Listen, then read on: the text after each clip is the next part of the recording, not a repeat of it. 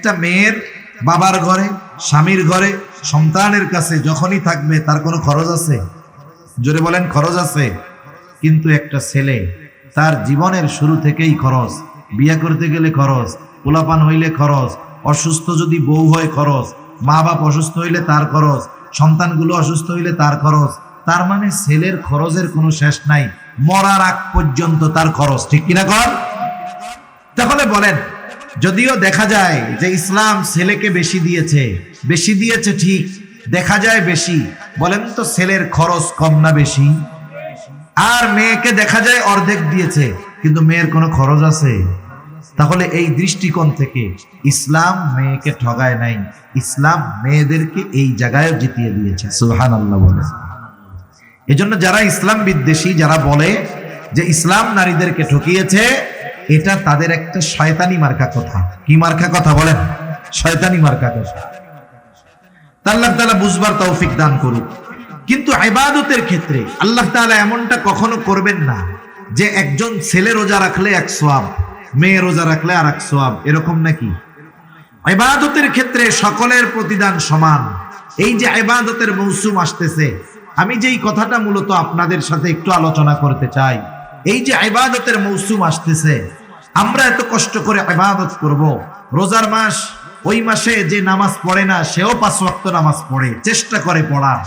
এরপরে যে গুনার মধ্যে জড়িয়ে থাকতো সেও চেষ্টা করে গুনার থেকে বেঁচে থাকবো। এত পরিশ্রম করে রাত জেগে ইবাদত করবে, কষ্ট করবে, তারাবির নামাজ পড়বে। এখন যদি এই আমলগুলো আল্লাহর কাছে কবুল না হয়, কিয়ামতের দিন যদি দেখে দুনিয়ায় তো নামাজ কালাম ঠিক মতো পড়ি নাই, যাও পড়ছিলাম তাও কবুল হয় নাই, তাইলে এই ব্যক্তির মতো কষ্ট আর কারো কি হবে বলেন? এই জন্য আমাদের চেষ্টা করা দরকার, যেই ইবাদত গুলো করবো ওই ইবাদত গুলো যেন আল্লাহ তাআলার কাছে কবুল হয়।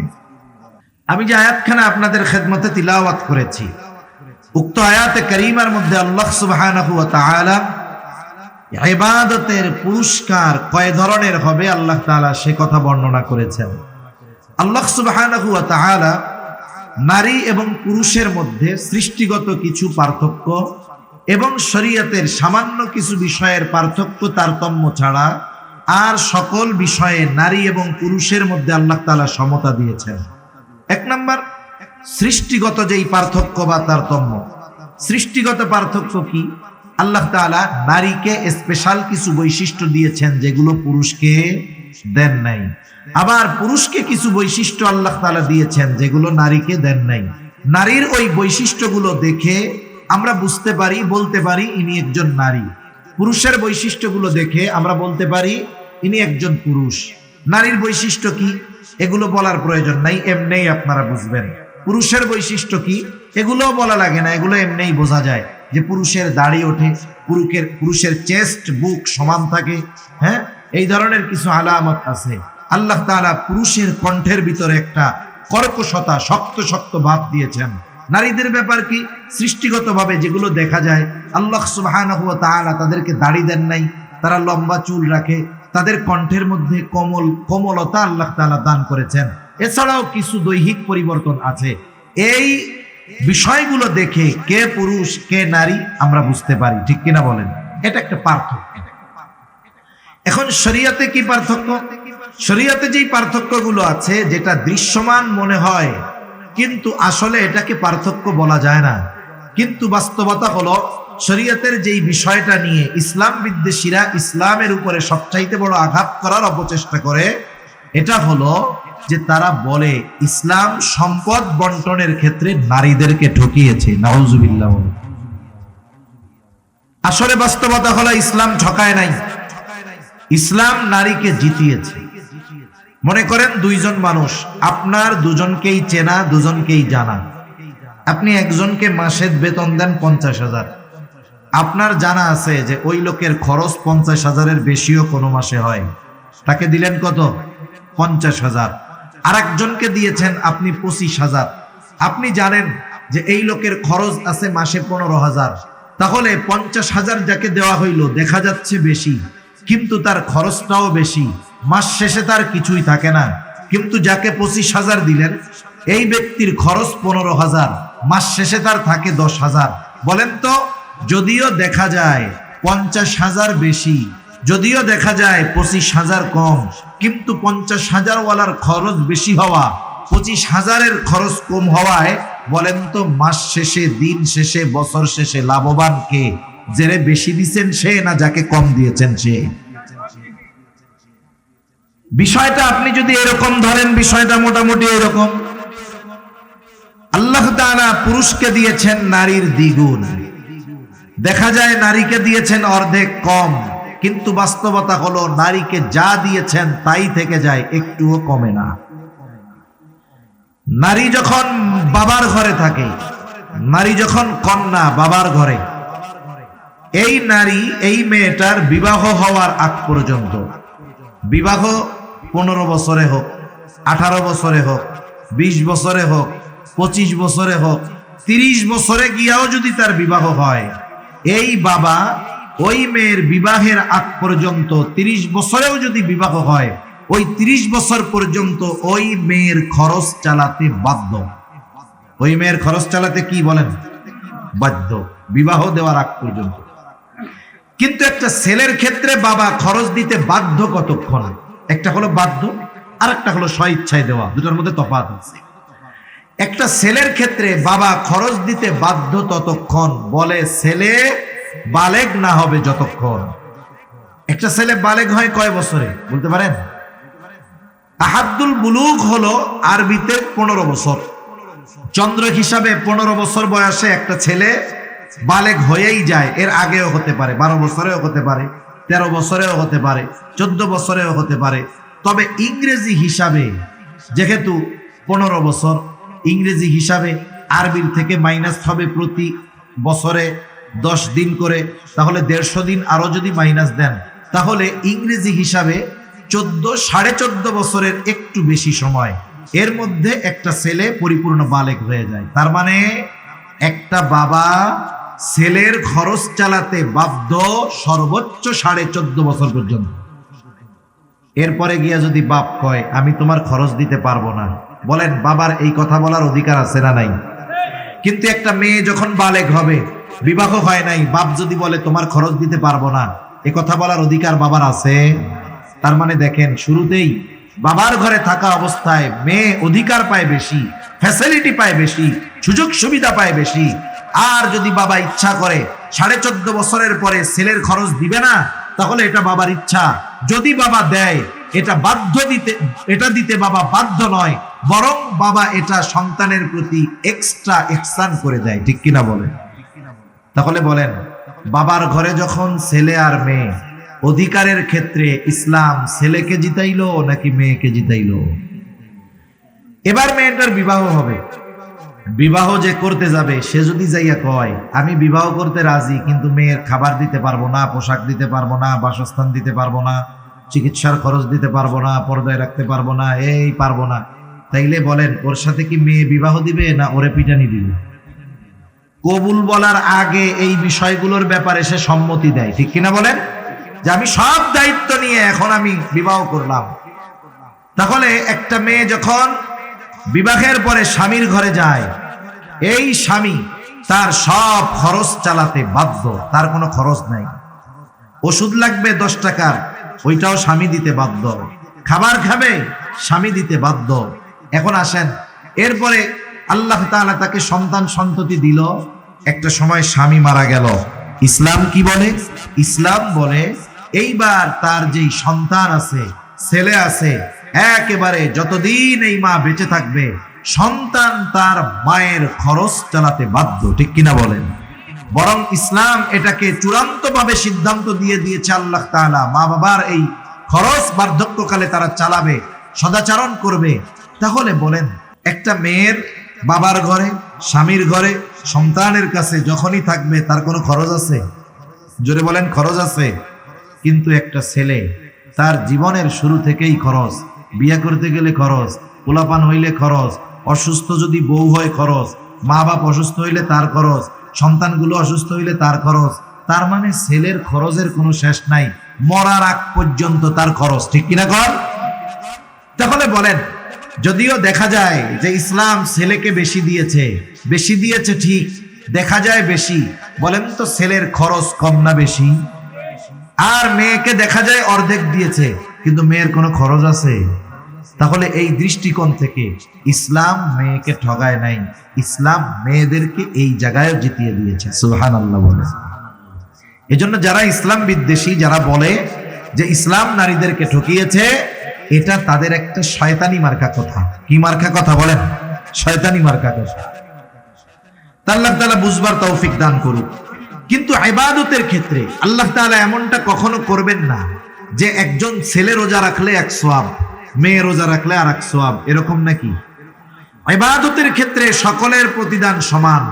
এই যে ইবাদতের মৌসুম আসতেছে, আমি যেই কথাটা মূলত আপনাদের সাথে একটু আলোচনা করতে চাই, এই যে ইবাদতের মৌসুম আসতেছে, আমরা এত কষ্ট করে ইবাদত করব, রোজার মাস, ওই মাসে যে নামাজ পড়ে না সেও 5 ওয়াক্ত নামাজ পড়ে, চেষ্টা করে পড়ার। এরপরে যে গুনার মধ্যে জড়িয়ে থাকতো সেও চেষ্টা করে গুনার থেকে বেঁচে থাকবো। এত পরিশ্রম করে রাত জেগে ইবাদত করবে, কষ্ট করবে, তারাবির নামাজ পড়বে। এখন যদি এই আমলগুলো আল্লাহর কাছে কবুল না হয়, কিয়ামতের দিন যদি দেখে দুনিয়ায় তো নামাজ কালাম ঠিক মতো পড়ি নাই, যাও পড়ছিলাম তাও কবুল হয় নাই, তাইলে এই ব্যক্তির মতো কষ্ট আর কারো কি হবে বলেন? এই জন্য আমাদের চেষ্টা করা দরকার, যেই ইবাদত গুলো করবো ওই ইবাদত গুলো যেন আল্লাহ তাআলার কাছে কবুল হয়। এখন আসেন আল্লাহ তাআলা কি বলেন? আল্লাহ তাআলা বলেন, যারিন আও উনসা ওয়া হুয়া মুমিন ফালানুহিয়ান্নাহু হায়াতান তাইয়্যিবা ওয়া লানাজজিয়ান্নাহুম আজরাহুম বিআহসানি মা কানু ইয়ামালুন। আল্লাহ রাব্বুল আলামিন বলেন, মান আমিলা সালিহান মিন যাকারিন আও উনসা ওয়া হুয়া মুমিন। আল্লাহ তাআলা বলেন, যে নারী অথবা পুরুষ নেক আমল করে আর সে মুমিন। সোজা কথা হলো, ঈমান অবস্থায় যেই নারী অথবা পুরুষ নেক আমল করে তথা আমলে সালেহ করে, আল্লাহ তাআলা বলেন তার জন্য 2 ধরনের পুরস্কার। এক ধরনের পুরস্কার আল্লাহ তাআলা দিবেন দুনিয়ায়, আর এক ধরনের পুরস্কার দিবেন আখিরাতে।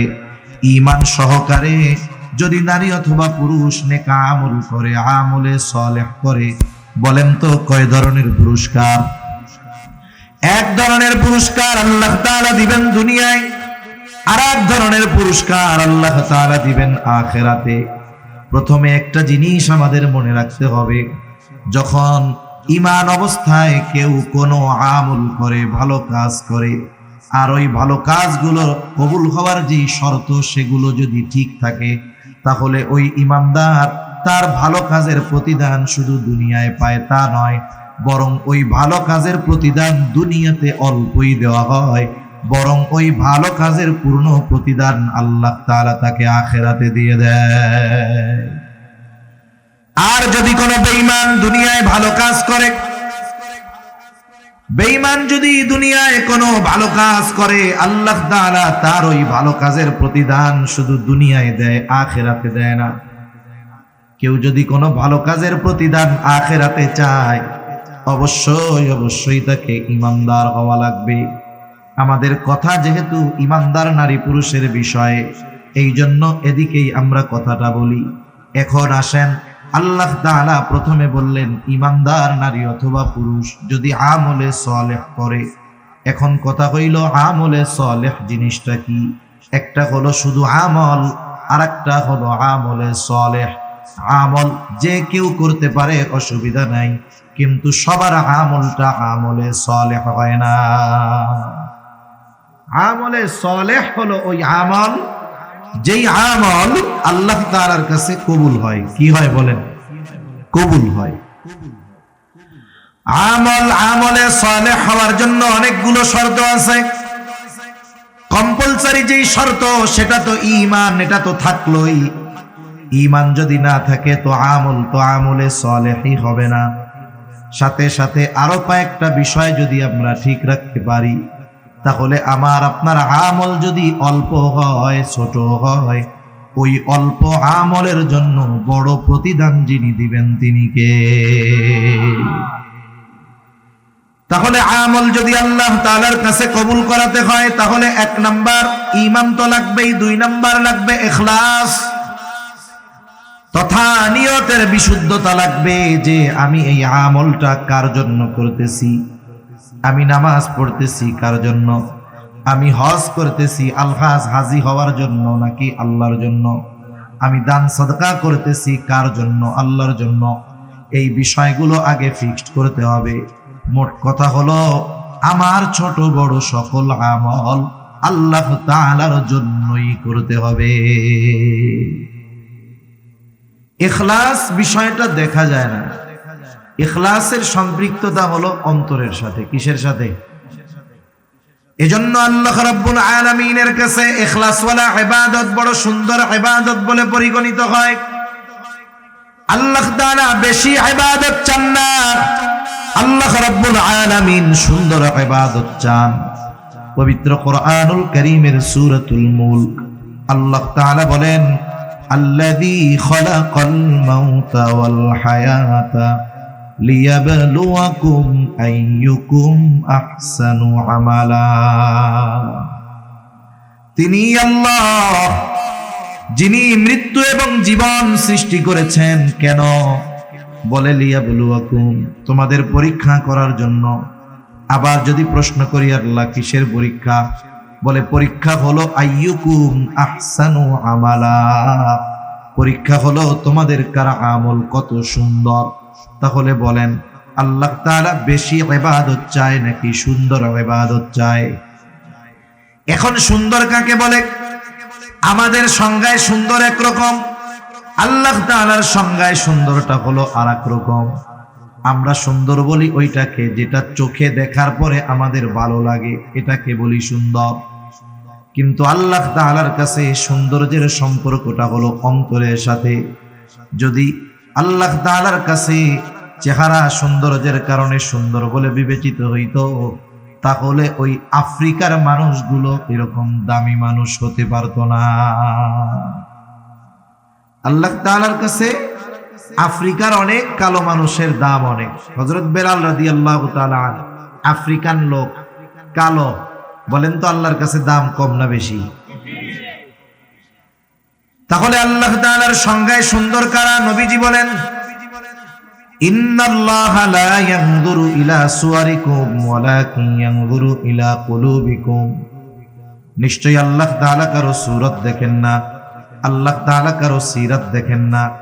আল্লাহ তাআলা দেখেন না কে কত সুন্দর, কার বংশ কত বড়, কার বংশ কত ভালো। আল্লাহ কি দেখেন? বলে ওয়ালাকিন ইয়ানজুরু ইলা কুলুবিকুম, বরং আল্লাহ তাআলা দেখেন কার অন্তর কেমন, কার হৃদয়টা কেমন। এখন ইবাদত কবুলের অন্যতম দ্বিতীয় শর্ত ইখলাস। বলেন ইখলাস কি দেখার সাথে সম্পৃক্ত না হৃদয়ের সাথে সম্পৃক্ত? মনে করেন আপনাদের মসজিদে আইসা আমি হুজুর নামাজে দাঁড়ায় গেছি, মসজিদ ভরা মুসল্লি, হুজুর নামাজে দাঁড়িয়েছে, সকলে হুজুরের দিকে তাকায়। বাপ বাপ আমারও যে মানুষ তো আমারে দেখতেছে, আমার নামাজ দেখতেছে, তাইলে আমার নামাজটা একটু সুন্দরভাবে পড়তে হবে। আমি লম্বা কেরাত পড়লাম, সুন্দরভাবে ধীর স্থিরতার সাথে রুকু করলাম, রুকু হইতে সুন্দর হয়ে দাঁড়াইলাম, এরপরে সুন্দরভাবে সেজদা করলাম, একেবারে এমন ধীর স্থিরতার সাথে নামাজ 2 রাকাত শেষ করলাম। মুসল্লি সব দেইখা বলে কত সুন্দর নামাজ। বলেন তো মুসল্লিদের কাছে নামাজটা সুন্দর কিন্তু আল্লাহর কাছে সুন্দর নাকি? কেন? বলে এই নামাজ আমি আল্লাহকে দেখানোর জন্য পড়ি নাই, মানুষকে দেখানোর জন্য পড়ছি। এই জন্য আমার আপনার ইবাদত যদি আল্লাহকে দেখানোর জন্য করা হয় তথা আল্লাহর জন্য করা হয়, ওই ইবাদতটা আল্লাহ তাআলার কাছে সুন্দর ইবাদত বলে গণ্য হয়। আর যদি মানুষকে দেখানোর জন্য ইবাদত করা হয়, ওই ইবাদত কিছু কিছু সময় শাস্তির কারণ হবে। প্রসিদ্ধ এক হাদিস আবু হুরায়রা রাদিয়াল্লাহু তাআলা আনহু থেকে বর্ণিত, নবীজি বলেন কিয়ামতের দিন আল্লাহ তাআলা সর্বপ্রথম 3 শ্রেণীর মানুষকে হিসাবের জন্য ডাকবে। 1 নাম্বার একজন শহীদকে ডাকা হবে, রক্তাক্ত অবস্থায় শহীদ আল্লাহর সামনে হাজির হয়ে যাবে। আল্লাহ তাআলা জিজ্ঞাসা করবে তোমার এই অবস্থা কেন? লোকটা বলবে আল্লাহ, কাফেরদের বিরুদ্ধে জিহাদ করে আমি আমার জীবনকে উৎসর্গ করে দিয়েছি। আল্লাহ জিজ্ঞাসা করবেন কেন জিহাদ করছো, জীবন দিছো? লোকটা বলবে আল্লাহ, আমি যুদ্ধ করেছি আপনার সন্তুষ্টির জন্য। আল্লাহ তাআলা আমার আপনার অন্তরের খবর জানেন কি জানেন না? ইন্নাল্লাহা আলিমুম বিযাতিস সুদূর, আমার আপনার অন্তরের গহীন করে কোন কথা লুকায় আছে দুনিয়ার কেউ জানে না, আমার পাশে শুয়ে থাকা বসে থাকা মানুষটাও জানে না, কিন্তু অন্তরে কি আছে যিনি জানেন তিনি কে? আল্লাহ তাআলা বলবেন বান্দা, আমি আল্লাহ তোমার অন্তরের খবর জানি। তুমি মিথ্যা কথা বলতেছ, তুমি যুদ্ধ করেছো যাতে করে দুনিয়ার মানুষ তোমার বীরত্বের প্রশংসা করে, যাতে করে দুনিয়ার মানুষ তোমাকে বাহাদুর বলে, বীর বলে। ও বান্দা, যে উদ্দেশ্যে তুমি যুদ্ধ করেছো দুনিয়ায় তুমি তা পেয়ে গেছো, দুনিয়ার মানুষ তোমাকে বীর বলছে, বাহাদুর বলেছে। সুতরাং আজকে আমি আল্লাহর তরফ থেকে তোমার জন্য কিছু নাই, তুমি চলে যাও, তোমার ঠিকানা হলো চিরস্থায়ী জাহান্নাম। 2 নম্বরে আল্লাহ তাআলা একজন দানবীরকে ডাকবে। আল্লাহ তাআলা জিজ্ঞাসা করবে, গোলাম কেন তুমি এই সম্পদ দান করছো? লোকটা বলবে আল্লাহ, আপনার দেওয়া সম্পদ আমি মানুষের জন্য দান করেছি, যার ঘর নাই তারে ঘর বানায়া দিছি। কেন? বলে আপনার সন্তুষ্টির জন্য। আল্লাহ তাআলা বলবেন না বান্দা, তুমি মিথ্যা বলতেছো, আমি আল্লাহ তোমার অন্তরের খবর জানি। তুমি দান করেছো যাতে করে দুনিয়ার মানুষ তোমার দানের প্রশংসা করে, দানবীর বলে, সমাজ সেবক বলে। বান্দা, যে উদ্দেশ্যে তুমি দান করেছো তুমি দুনিয়ায় তা পেয়ে গেছো, তোমাকে দুনিয়ার মানুষ দানবীর বলেছে, সমাজ সেবক বলেছে, তোমার দানের প্রশংসা করেছে। সুতরাং আজকে আমি আল্লাহর তরফ থেকে তোমার জন্য কিছু নাই, তুমি চলে যাও, তোমার ঠিকানা হলো চিরস্থায়ী জাহান্নাম। এরকম লোক দেখাই না দানবীর আছে না? কত জায়গায় আছে।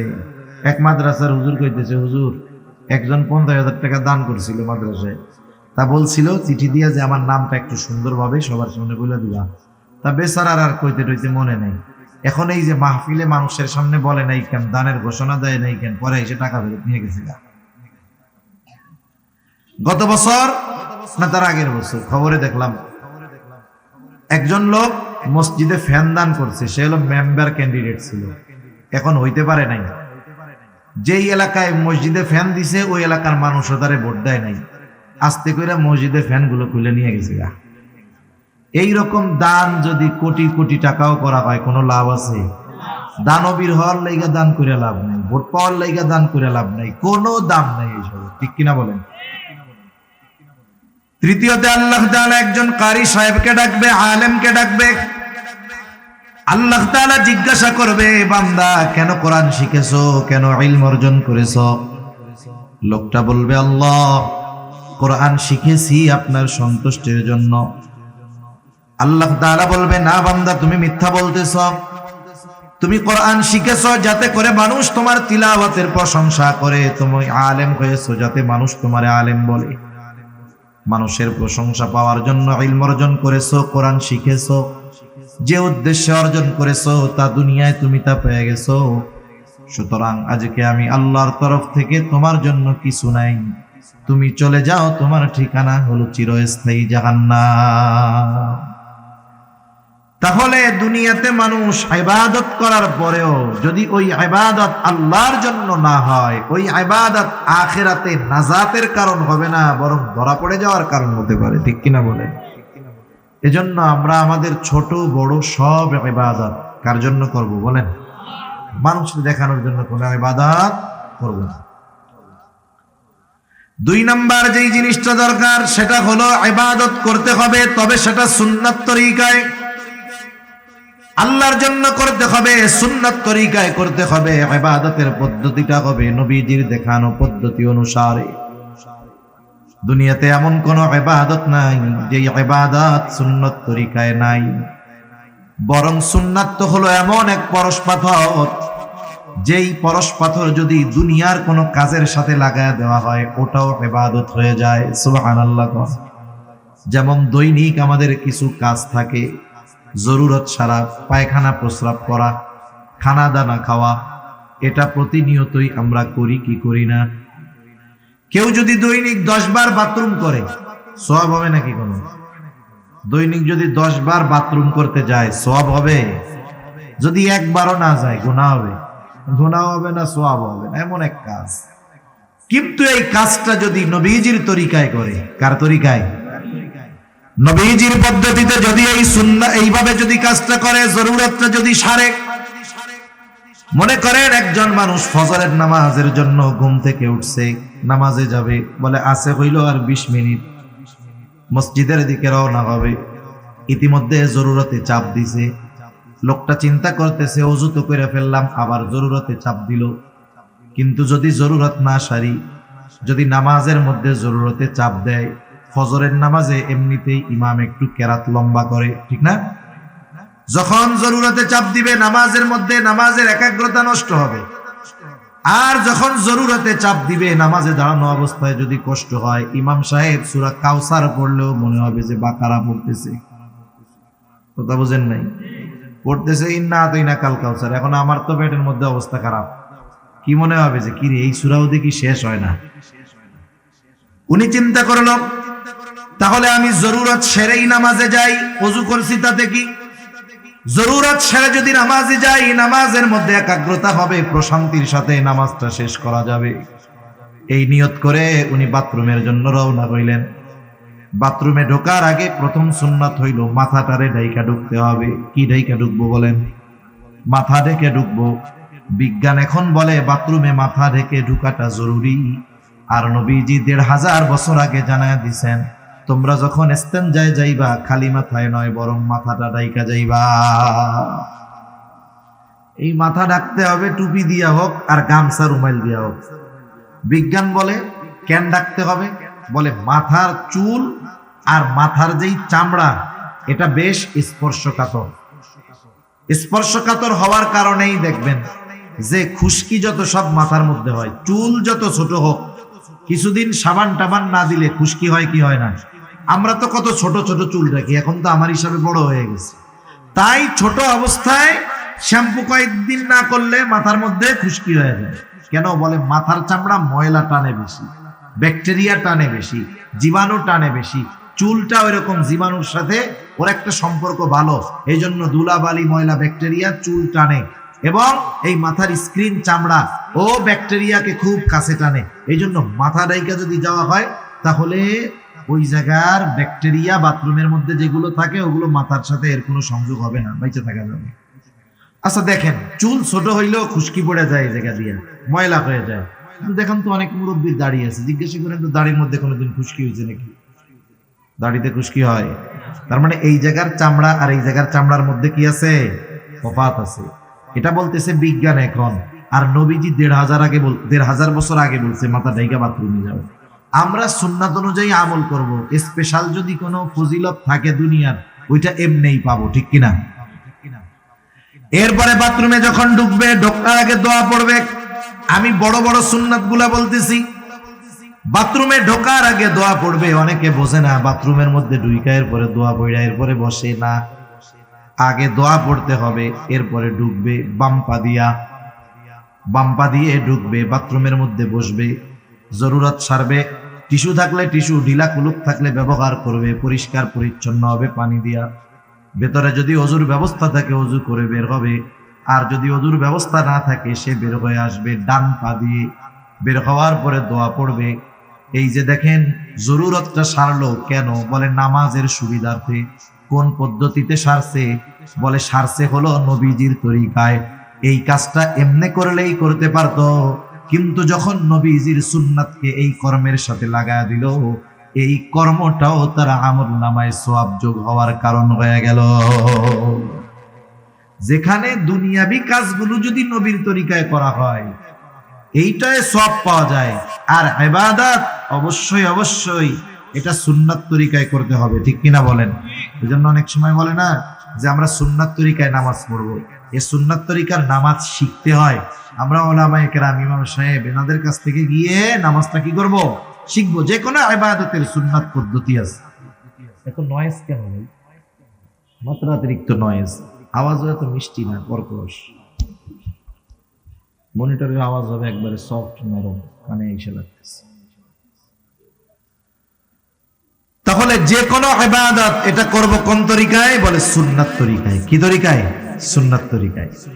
তাহলে ইবাদত কবুলের প্রথম শর্ত, প্রধান শর্ত ঈমান, 2 নাম্বার শর্ত ইখলাস, 3 নাম্বার শর্ত হলো সুন্নাত, 4 নাম্বার শর্ত হলো যে ইবাদত করবে ওই ইবাদতের মাসলা মাসাইল গুলো জানবে। একজন মানুষ নামাজ পড়বে, বলেন তো নামাজের কিছু জরুরি মাসলা মাসাইল আছে না নাই? এগুলো জানার দরকার।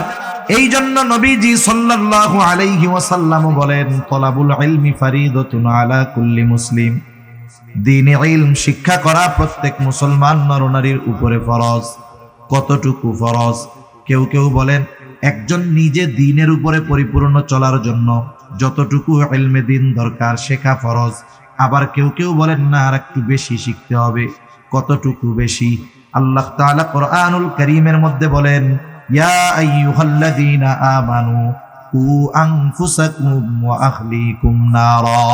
আল্লাহ তাআলা বলেন, হে ঈমানদারেরা, নিজে জাহান্নামের আগুন থেকে বাঁচো, অধীনস্থদেরকেও বাঁচাও। নিজে কেমনে বাঁচবা? বলে আল্লাহ তাআলার আদেশ নিষেধ মান্য করার মাধ্যমে নিজে জাহান্নাম থেকে বাঁচো। অধীনস্থদের কেমনে বাঁচাইবা? বলে তাদেরকে দ্বীনের উপরে পরিচালনা করার মাধ্যমে বাঁচাও। নিজে চলার মাধ্যমে বাঁচো, অধীনস্থদেরকে চালানোর মাধ্যমে বাঁচাও। এখন বলেন, আমি আপনি যদি পরিপূর্ণ দ্বীনের উপরে চলতে যাই, ইলমে দ্বীন অর্জন করার দরকার আছে না নাই? নিজে যদি চলতে চাই ইলমে দ্বীন দরকার, তাইলে আরেকজনকে যদি চালাইতে চাই ওই চালানোর জ্ঞান দরকার আছে না নাই? তাহলে কতটুকু শিখতে হবে? বলে কমপক্ষে নিজে এবং নিজের অধীনস্থদেরকে দ্বীনের উপরে চালানো যায় এই পরিমাণ ইলমে দ্বীন শিক্ষা করা প্রত্যেক মুসলমান নরনারীর উপরে ফরজ। এখন বাস্তবতা হইল, আমাদের সমাজের অনেক মানুষ আছে নামাজি, ভালো মানুষ, 5 ওয়াক্ত নামাজ পড়ে, কিন্তু আফসোস এই পরিমাণ ইলমে দ্বীন সে শিক্ষা করে নাই। তাহলে তো সে গুনার মধ্যে আছে, ঠিক কিনা বলেন? এখন শিখবো কেমনে? এক এক কথায় আসলে এক একটা শুধু বাড়তে থাকে। আমি চাইতেছি কমাইতে, এটা আরো বাড়ে। শিখবো কেমনে? শেখার পদ্ধতিটা কি? আমাদের ছোট ছোট বাচ্চা যারা আছে এদেরকে আমরা মাদ্রাসায় দিলে, নুরানি মাদ্রাসায় দিলে এগুলো শিখতে পারবে, ঠিক কিনা বলেন? শুনেন, যে জামানা আসতেছে, আগামী প্রজন্ম দ্বীনহীন হয়ে যায় কিনা, দ্বীন শূন্য হয়ে যায় কিনা, তাদেরকে তো নাস্তিক মুরতাদ বানানোর জন্য আমাদের পাঠ্যপুস্তকের মধ্যে নাস্তিক্যবাদ, সেকুলারিজম, ধর্মহীনতা, সমকামিতা সহ সকল ধরনের পাপাচার শিক্ষা দেওয়ার অপচেষ্টা চলতেছে, ঠিক কিনা বলেন? আমরা বুঝতেছি যে এই শিক্ষার দ্বারা আমাদের সন্তান জান্নাতের রাস্তা বহুদূর, ওর জাহান্নামে এলো দৌড়ায় দৌড়ায় যাবে। কেউ চায় না যে তার সন্তান বদ্দীন হোক। তাহলে কি করার দরকার? বলে সন্তানদেরকে আগে দ্বীন শেখাইতে হবে। আপনি আগে আপনার সন্তানটাকে মাদ্রাসায় দিবেন, দ্বীন শিখাবেন। একটা ছেলে যদি নুরানিতে 3, 4, 5, 4 পর্যন্ত পড়ে, আশা করা যায় ওই ছেলেটা জরুরতে দ্বীন তথা দ্বীনের উপরে চলার জন্য যতটুকু জ্ঞান অর্জন করা ফরজ ততটুকু আলহামদুলিল্লাহ সে অর্জন করে ফেলবে। তাহলে কি হইল? আপনি তাকে যে এই যে দ্বীনের উপরে চালানোর জন্য দ্বীন শেখাইলেন, এটা তার হক আপনার উপরে ছিল। আপনি যেই বাপ, ডাক্তারের বাপ, ইঞ্জিনিয়ারের বাপ, অনেকে এসে গর্বের সাথে বলে আমার 3 পোলা ডাক্তার।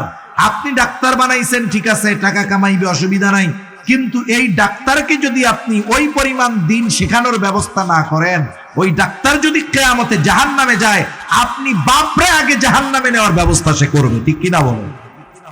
এজন্য জাগতিক লাইনে যা বানান না কেন সেটা পরের হিসাব, কিন্তু তার ভিত্তিমূলক শিক্ষাটা দ্বীনি শিক্ষায় দেন। এটা এখন আমাদের জন্য সর্বোচ্চ জরুরি, কারণ আমাদের সন্তানদের ক্লাস 3 থেকেই নাস্তিক বানানোর কর্মকাণ্ড এরা চালু করে দিচ্ছে, ঠিক কিনা বলেন? সন্তান আপনার, ভবিষ্যৎ আপনার সন্তানের, চিন্তা করবেন, সিদ্ধান্ত নেবেন, এটাও আপনারা। আমরা শুধু আপনাদের বলে দিতে পারি, আপনাদের সিদ্ধান্ত নিয়ে নেওয়ার ক্ষমতা বা সিদ্ধান্ত দেওয়ার ক্ষমতা আমাদের নেই। আমরা সতর্ক করতে পারি, ঠিক কিনা বলেন? তাহলে দ্বীন ইলম ছোট মানুষদের তো শিক্ষা করবে। এখন আমরা বুড়া মুরব্বী, আমরা কোত্থেকে শিখবো? আপনারা আপনাদের মসজিদের ইমাম সাহেবের সাথে বলেন যে হুজুর দ্বীনি ইলম শিক্ষা করা তো প্রত্যেক মুসলমানের উপরে ফরজ। কোন বিষয়গুলো বা কতটুকু শিক্ষা করা ফরজ আমরা তো জানি না। আপনি দৈনিক আমাদের 1 ঘন্টা সময় দেন, আধা ঘন্টা সময় দেন, যে আমরা জরুরতে দিন তথা যে বিষয়গুলো ফরজ এগুলো আমরা একটু শিখি। আসল কথা হইল, চার দোকানে টিভি দেখা 5 ঘন্টা কাটাইতে কষ্ট হয় না, কিন্তু ইমাম সাহেবের কাছে গিয়া 1 ঘন্টা দিন শিখতে গেলে জান বাইর হয়ে যায়। ঠিক কিনা বলেন? আপনার আমার সুযোগ আছে, এই জবাবদিহিতা আল্লাহ তাআলার কাছে করতে হবে। এটা বলতে পারবো না যে হুজুর আল্লাহ আমরা শিখি না, এর জন্য মোল্লারা দায়ী। কেন? শেখার জন্য তো নিজের আগ্রহের দরকার। আপনার সময় ছিল, সুযোগ ছিল, 4 দোকানে টিভির সামনে বসে আড্ডা দিয়ে গল্প দিয়ে কাটাইছেন, আপনি 1-1.5 ঘন্টা সময় মসজিদে ইমাম সাহেবের কাছে দিতে পারেন নাই, এর জন্য ধরা খাইতে হবে কি হবে না? এজন্য এখন থেকে, আজকে থেকে দৃঢ় প্রতিজ্ঞাবদ্ধ হব। যারা মনে করেন যে আমার জরুরতে দিন, যতটুক দিন শেখা ফরজ জানা নাই, আপনি ইমাম সাহেবের সাথে পরামর্শ করেন, হুজুর কোন কোন বিষয়গুলো শিখতে হবে, একটা একটা করে আমাদেরকে এক একদিন শিখায় দেন। যদি 2-4-6 মাস মেহনত করেন সর্বোচ্চ, মুরব্বী মানুষ জেহেনে ধরবে কম, এই 6টা মাস যদি একটু মেহনত করেন, ইনশাআল্লাহ যতটুকু দিন শেখা ফরজ আপনি শিখে ফেলতে পারবেন। যদি না শিখেন কি হবে? দেখা গেল এই গুরুত্বপূর্ণ ইবাদত গুলো নষ্ট হবে, আপনি টেরও পান না। যেমন একটা বলি, নামাজের ভেতরে বাহিরে 13 ফরজ। কত ফরজ? জোরে বলেন কত ফরজ? বলেন তো, ফরজ ছুইটা গেলে নামাজ থাকবে না যাবে? এখন একজন নামাজির যে ফরজ ছুইটা গেছে, এটা বোঝার জন্য তাকে আগে নামাজের বাহিরে ভিতরের 13 ফরজ জানতে হবে। যদি না জানে, কোন টাইমে যে ফরজ ছুটছে জানেই তো না, এখন ও যতই না জানুক, কিন্তু ওর নামাজ তো থাকবে। নামাজের ওয়াজিব 14টা, ওয়াজিব ছুটে গেলে সাহু সিজদা দিতে হয়। সাহু সিজদা না দিলে নামাজ হবে না। এখন যে নামাজের ওয়াজিব 14টা, এটা তো আগে তাকে জানতে হবে। জানলেই না বুঝবে যে আমার ওয়াজিব একটা ছুটছে, এখন সাহু সিজদা দিব। ফরজ ছুটে গেলে নামাজ শেষ, সাহু সিজদা দিলে কাজ হবে না। ওয়াজিব ছুটে গেলে সাহু সিজদা দিতে হবে, দিলে নামাজ হয়ে যাবে, না দিলে হবে না। আবার দেখেন, নামাজ ভঙ্গের কারণ আছে 19টা, ওই 19টা থেকে একটা কারণ পাওয়া গেলে নামাজ ভেঙে যায়। দেখা গেল নামাজ ভঙ্গের কারণগুলো জানা নাই, 19টা থেকে একটা যদি সংগঠিত হয়ে যায়, বলেন তো নামাজ থাকবে না যাবে? তাহলে এই যে নামাজ ভাঙ্গার কারণ 19টা শিখতে হবে, এটাও শেখা ফরজ। নামাজের ওয়াজিব গুলো জানাও ফরজ, নামাজের ফরজ গুলো জানাও ফরজ। আবার বলেন তো ওযু ভঙ্গের কারণ কয়টা? বলে 7টা। এই 7টা থেকে একটা কারণ যদি পাওয়া যায়, নামাজ থাকবে না যাবে? বলেন তো। 2 জন নামাজ পড়তেছে পাশাপাশি, এখন একজন নামাজ শেষ হওয়ার আগে 2টা সাহু সিজদা দিয়া আবার নামাজ যথারীতি শেষ করেছে। পাশের জন জিজ্ঞাসা করে বাইরে, তুই যে সাহু সিজদা দিলি কারণটা কি? বলে কারণ হইল আমার একটু হদস হয়ে গেছে, মানে একটু বায়ু বের হয়ে গেছে। কি হয়েছে? বাতাস বের হয়েছে আর কি। এখন বলেন তো, বাতাস বের হইলে কি ওযু থাকবে? ওযু যদি না থাকে নামাজ থাকবে? ও সাহু সিজদা 2টা কে 200 দিলে কি ওর নামাজ হবে নাকি? দেখেন, একটার সাথে একটা কানেক্টেড। যেমন নামাজের বাহিরে ভিতরে 13 ফরজের প্রথম ফরজ কি বলে? শরীর পাক, কাপড় পাক। প্রথম শরীর পাক, তারপরে কি? কাপড় পাক। এখন একজন গোসল তার ফরজ, এখন গোসল ফরজ হয়েছে, শরীর পাক বানাইতে হবে না? শরীর পাক কেমনে হবে? বলে গোসলের ফরজ যেগুলো আছে এগুলো জেনে গোসল করতে হবে, এরপরে তার দৈহিক পবিত্রতা অর্জন হবে। ঠিক কিনা বলেন? এখন হাতে গোসলের ফরজই জানে না, কাজ হবে? শরীর পাক হবে? হবে না। এরপরে মনে করেন কাপড় পাক, কাপড় পাক হইতে হবে। এখন মনে করেন কাপড়ের উপর একটা নাপাকি পড়ছে, এখন এই নাপাকি পড়লে কতটুক নাপাক থাকলে নামাজ হয়ে যাবে, কতটুক থাকলে হবে না, এটা তার জানার দরকার আছে না নাই? এখন মনে করেন একটা পোলাপাইনের 1 ফোঁটা মুখ পড়ছে। কি পড়ছে? প্রস্রাব পড়ছে। এখন প্রস্রাব পড়ছে 1 ফুট, 1 ফুট এমনি জায়গায় যতটুক নিবে, বলেন তো কাপড়ের উপরে পড়লে ওই ফোঁটা কি জায়গায় থাকবে না ছড়ায়া যাবে? এখন আপনি যদি মনে করেন যে ও ফুলাগ্য তো 1 ফোঁটাই মুছছে, এতে আর কি হইব, চল এটা পরে নামাজ পড়ে ফেলি, কিন্তু আপনার ওই কাপড়ের উপরে যখন ফোঁটা পড়ছে, ওটা যেই পরিমাণ জায়গায় ছড়ায়া যায়, ওই কাপড় নাপাক হওয়ার জন্য যথেষ্ট। কথা বুঝেন নাই? দেখেন, সেজন্য কি আমার ইবাদত ঠিক হইতে হইলে তাহারাতের মাসআলা, পবিত্রতার মাসআলাগুলো জানতে হবে, ওযুর ফরজগুলো আমার জানতে হবে, গোসলের ফরজ জানতে হবে, ওযু ভাঙার কারণগুলো জানতে হবে। একটার সাথে একটা কানেক্টেড। আসল বিষয় হলো এগুলো সমাজের অনেক মুসল্লি জানে না, শিখতেও চায় না। ঠিক কিনা বলেন? শিখতে চায় না কেন? বলে আমি যে গোসলের ফরজগুলো জানি না, আমি যে উজুর ফরজগুলো জানি না, এটা যদি হুজুরে জানে তাইলে তো আমি লজ্জায় শেষ। শরম না? শরম। হুজুরের মাঝে মধ্যে গরম কথা কয়, পোলা তিনটা বিদেশে থাকে তো গরম কথা কয় হুজুরে। এখন যেই হুজুরে এত গরম কথা কই, সেই হুজুর জানে যদি আমি অজু ভাঙ্গার কারণ জানি না, তাহলে লজ্জা না? এই যে আপনি লজ্জায় হুজুরের কাছে গেলেন না, শিখলেন না, দুনিয়ায় একটু লজ্জা পাইলেও আখেরাতে ডান্ডা বাড়ি খাওয়া লাগতো না। ঠিক কিনা বলেন? এজন্য এই সব বিষয়ে লজ্জা শরম করা যাবে না, এসব বিষয়ে লজ্জা পাওয়া যাবে না। ওলামায়ে কেরামের কাছে গিয়ে, মসজিদের ইমাম সাহেবের কাছে গিয়ে এই বিষয়গুলো প্র্যাকটিক্যাল ভাবে আমাদের শিখতে হবে। শিখবো তো ইনশাআল্লাহ। তাহলে এত কষ্ট করে ইবাদত করলাম, যদি এই বিষয়গুলো না জানার কারণে ইবাদত না হয়, তাহলে এর চাইতে কষ্টের আর কিছু আছে? একজন করে নাই, শাস্তি খাইছে, ভালো কথা। আপনি কইরা কবুল হয় নাই, শাস্তি খাইলেন, তাহলে কষ্ট বেশি লাগবে কি লাগবে না? আমি আপনি জানি না জানি, যদি ফরজ ছুটে যায়, নামাজ শেষ। যেমন আগুন জ্বলতেছে, এখন আগুন, একজন হাত দিছে আগুনের মধ্যে, এখন ওই লোকের জানা নাই যে আগুনে হাত দিলে হাত পুড়ে যায়, তার জানা নাই।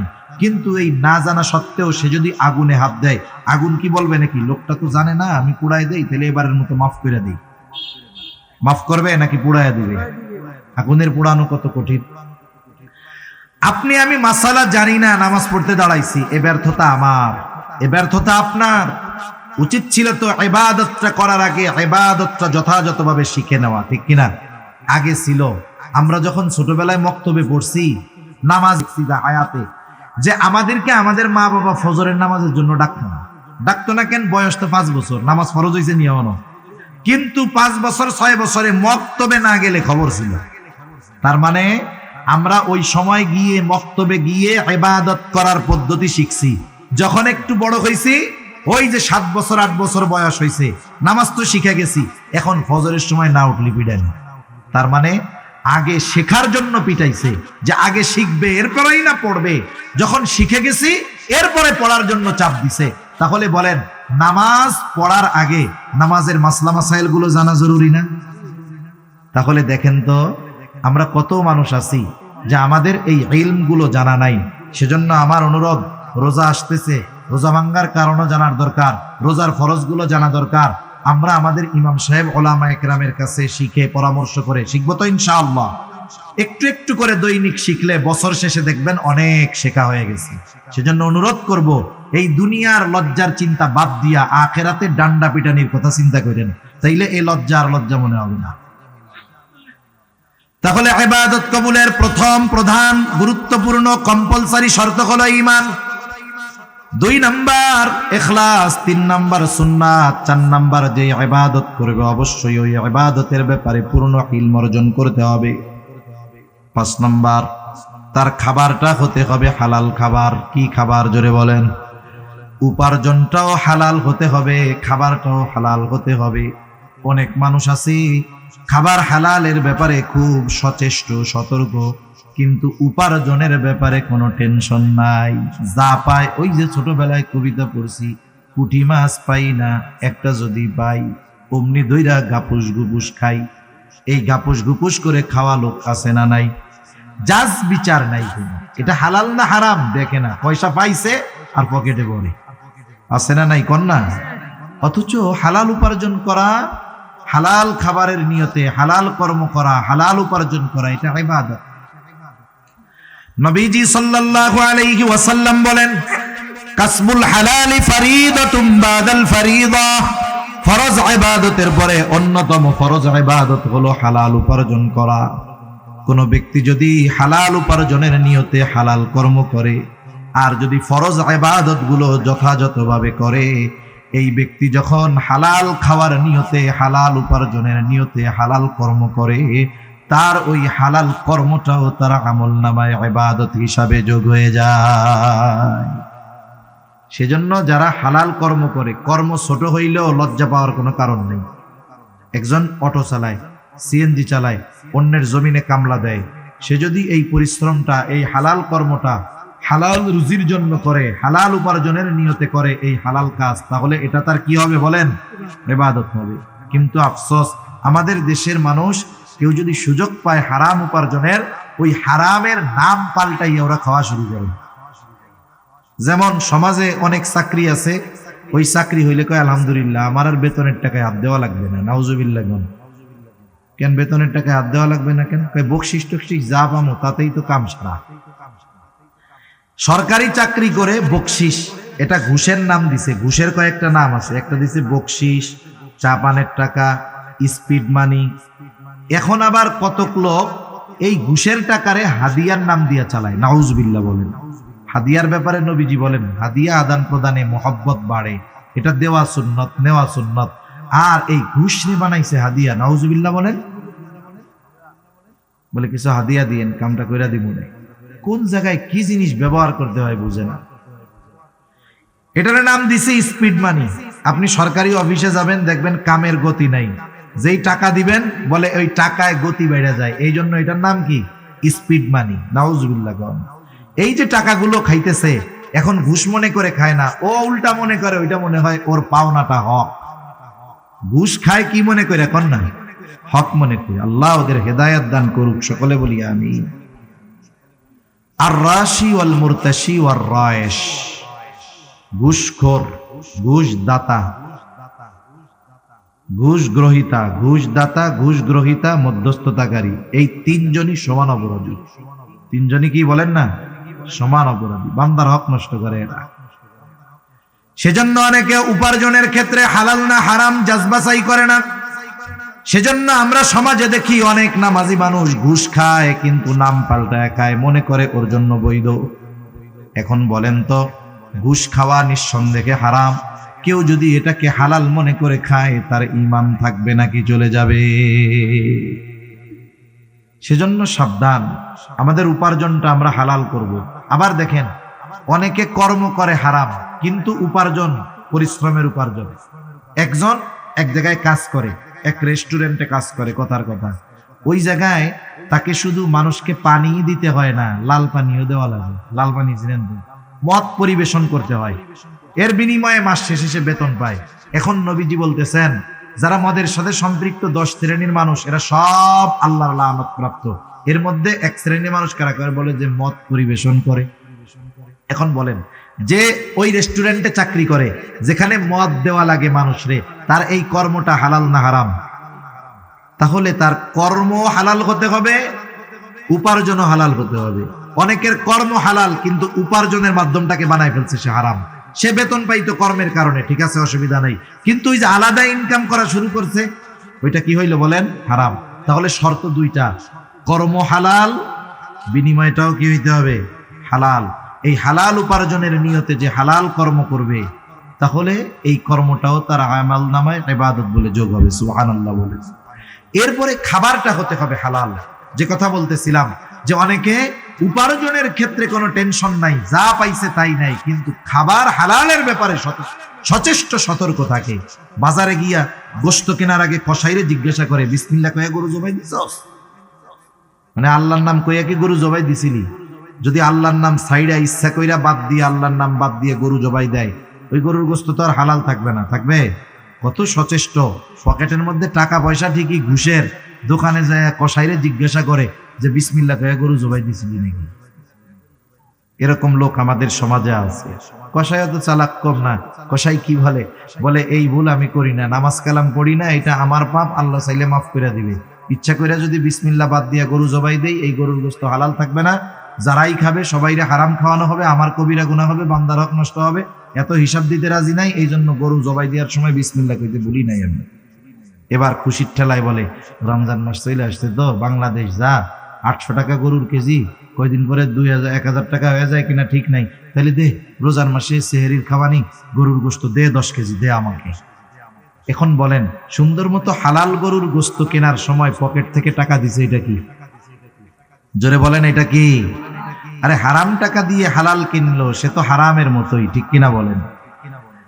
এজন্য আমাদের উপার্জনটাও হালাল হতে হবে, খাবারটাও হালালই হওয়া লাগবে। এখন যাদের খাবার উপার্জন হারাম, হারামের সাথে যারা তাদের নিজের জীবনটাকে জড়ায় ফেলছে, এদের বড় বড় কয়েকটা ক্ষতি। 1 নাম্বার ক্ষতি, যে হারাম খায় তার দোয়া আল্লাহ তাআলা কবুল করে না। এই যে দোয়া কবুলের ঘোষণা আল্লাহ তাআলার পক্ষ থেকে যেই সময়গুলোতে আছে, এই যে লাইলাতুন নিসফে মিন শাবান গেছে, প্রতিদিন মধ্যরাতের পর থেকে নিয়ে সুবহে সাদিক পর্যন্ত আল্লাহর যেই ক্ষমার ঘোষণা আছে, রোজার মাসে স্পেশাল শবে কদর, এই ফজিলতের মাস সময় ক্ষমার ঘোষণা আছে, বাইতুল্লাহ গেছে, দোয়া কবুলের কত স্থান আছে, যেই জায়গাগুলোয় গেলে আল্লাহ দোয়া কবুল করে। কিন্তু ওই হারামখোর যে, সে যতই বিনয়ের সাথে দোয়া কবুলের সময় দোয়া কবুলের স্থানে গিয়েও যদি দোয়া করে, এই হারামখোরের দোয়া আল্লাহ কবুল করবে। তাহলে 1 নাম্বার ক্ষতি, দোয়া কবুল হবে না। 2 নাম্বার যেই ক্ষতি, আল্লাহর নবী বলেন লা ইয়াদখুলুল জান্নাতা জাসাদুন গুদিয়া বিল হারাম, হারাম ভক্ষণকারীর শরীর জান্নাতে প্রবেশ করবে না। যেই দেহ হারাম টাকা দিয়ে গঠিত, যে হারাম খাবার দিয়ে গঠিত, এই দেহটা জান্নাতের জন্য অনুপযুক্ত। একটু চিন্তা করে দেখেন তো, দুনিয়ার সামান্য সুখ স্বাচ্ছন্দ্যের কথা চিন্তা করে, দুনিয়া একটু ভালো পড়ার লোভে, একটু ভালো খাবার আশা করে যারা উপার্জনকে হারাম বানিয়েছেন, খাবারকে হারাম খাবার দ্বারা দেহ গঠন করতেছেন, এই মানুষগুলার শরীরকে আল্লাহ তাআলা, আল্লাহর নবী জানিয়ে দিয়েছেন জান্নাতের জন্য এগুলো অনুপযুক্ত বলে ঘোষণা করা হয়েছে। 3 নাম্বার ক্ষতি, বলে তার ইবাদত কবুল হবে না। আল্লাহ তাআলা বলেন ইয়া আইয়ুহার রাসূলু কুলু মিনাত তাইয়্যিবাতি ওয়া'মালু সালিহাত। আল্লাহ তাআলা বলেন হে রাসূলগণ, কুলু মিনাত তাইয়্যিবাত, আপনারা পবিত্র খান, ওয়া'মালু সালিহা, আর আমলে সালেহ করেন। বুজুর্গানে দ্বীন বলেন, আল্লাহ ওয়ালাদের জবানে শুনেছি, যার খাবার পবিত্র হয় না তার ইবাদত আল্লাহর কাছে কবুল হয় না। যারা খাবার পবিত্র হয় না তারা আমলে সালেহ হয় না। তার মানে খাবার পবিত্র দরকার, এরপরে যদি আমল করে, অন্যান্য শর্তগুলো যদি ঠিক থাকে, তার ইবাদত আল্লাহ তাআলা কবুল করে নেয়। হারাম খাবারের হারামের চতুর্থ ক্ষতি, বলে হারামকে যদি কেউ হালাল মনে করে ঈমান থাকে না। কেউ যদি হারামকে হালাল মনে করে, ঈমান থাকবে? আল্লাহ যেটাকে হারাম বলেছে, সে যদি সেটাকে হালাল মনে করে, বৈধ মনে করে, ঈমান থাকবে না। এ দুনিয়ায় কত মানুষ আছে হারাম খাইয়াও আলহামদুলিল্লাহ কয়, সুদের টাকা খেয়ে আলহামদুলিল্লাহ বলে। বলেন তো, কেউ যদি বিসমিল্লাহ বলে ঠাট্টা মস্করা করতেছে, বিসমিল্লাহ কইয়া মদ খায়, ওর ঈমান থাকবে না যাবে? কেউ যদি এমনে মদ খায় কবিরা গুনাহ হবে, কিন্তু যদি সে মদকে বৈধ হালাল মনে করে কিন্তু মদ খায় না, তার ঈমান চলে যাবে। বিসমিল্লাহ বলে খাইছে, শেষ। খাইয়া আলহামদুলিল্লাহ কইছে, শেষ। এজন্য বুঝতে হবে যে কত সতর্ক সচেষ্ট থাকার দরকার আমাদের। হারামকে হালাল মনে করলে ঈমান থাকবে না। আমাদের সমাজে কত মানুষ সুদের টাকায় ফ্যামিলি চলে, কত সুন্দর খায় আর কয় আলহামদুলিল্লাহ। আছে না নাই? চাকরি করতো, সরকারি চাকরি, 20,000, 25,000, 30,000 টাকা বেতন পায়। তখন চাকরিকালীন সময় ভালো চলে নাই, এখন চাকরি নাই, খুব শান্তিতে আছে। এখন জিজ্ঞাসা করে কেমন চলে এখন? আগে তো চাকরি ছিল, এখন তো চাকরি নাই। কয় আগের চাইতে আরো ভালো চলে। কেমনে চলে? কয় 1 কোটি টাকা পাইছিলাম, এক জায়গায় রাখছি, আমারে মাসে মাসে 1 লাখ দেয়, আলহামদুলিল্লাহ খুব ভালো চলতেছে। এখন বলেন তো, এই সুদের টাকা, স্পষ্ট সুদের টাকা খেয়ে যদি কেউ আলহামদুলিল্লাহ বলে, অবস্থা টাইট না? এজন্য সতর্ক সচেষ্ট থাকার দরকার। হযরত চলে আসছে, আমার আলোচনা শেষ। দেখেন, এখন এই শর্তগুলো ঠিক থাকলে মুমিন নারী পুরুষ যেই হোক তার ইবাদত কবুল করবেন কে? ইবাদত যদি কবুল হয় তাহলে কয় ধরনের পুরস্কার? বলে 2 ধরনের। এক ধরনের পুরস্কার দুনিয়ায় কি দিবে? বলে ফালা নুহইয়ান্নাহু হায়াতান তাইয়্যিবা, দুনিয়ায় আল্লাহ তাআলা তাকে পবিত্র এক জিন্দেগি দান করবে। আখিরাতে কি দিবে? বলে ওয়ালা নাজজিয়ান্নাহুম আজরাহুম বিআহসানি মা কানু ইয়ামালুন, আর আখিরাতে আল্লাহ তাআলা তাকে কি দিবে? বলে দুনিয়ায় যেই পরিমাণ আমল করছে তার চাইতে বহুগুণ প্রতিদান আল্লাহ তাআলা তাকে দিবে। এজন্য সম্মানিত সুধী, আমলের মৌসুম, ইবাদতের মৌসুম চলে আসছে। আমরা এই শর্তগুলোকে ঠিক রেখে আমরা আমাদের ইবাদতগুলো করব তো ইনশাআল্লাহ, তাহলে দুনিয়ায় উত্তম প্রতিদান, আখিরাতে উত্তম প্রতিদান। আল্লাহ সুবহানাহু ওয়া তাআলা আমাদের সবাইকে কথাগুলো